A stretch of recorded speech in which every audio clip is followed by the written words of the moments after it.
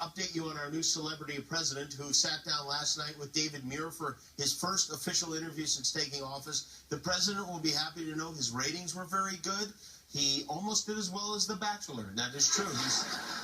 You know, Donald Trump is not normally a guy who likes to toot his own horn, but last night, I don't know what came over him, but for once, he had a lot of very nice things to say about himself. I can be the most presidential person ever. We had the biggest audience in the history of inaugural speeches. The labor leaders that came out, one of them said it was the single greatest meeting I've ever had with anybody. It's the highlight of my life. Here's a picture of the crowd.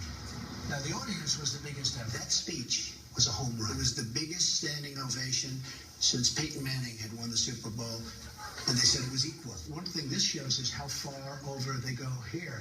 Look how far this is.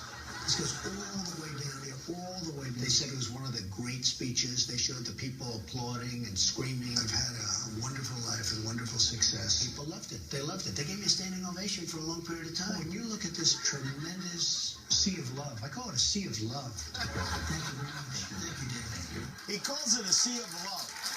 Okay? That's what he called it.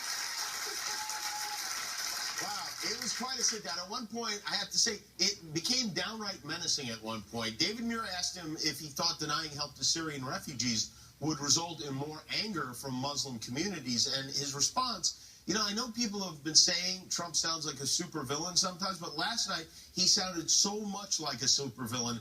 We took his words and we matched them up with video from the Justice League cartoon, and here's what happens when the Man of Steel meets the President of Gold.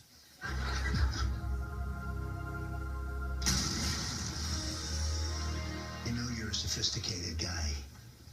The world is a mess. The world is as angry as it gets. Well, you think this is going to cause a little more anger? The world is an angry place. The world is a total mess. This is the single greatest meeting I've ever had with anybody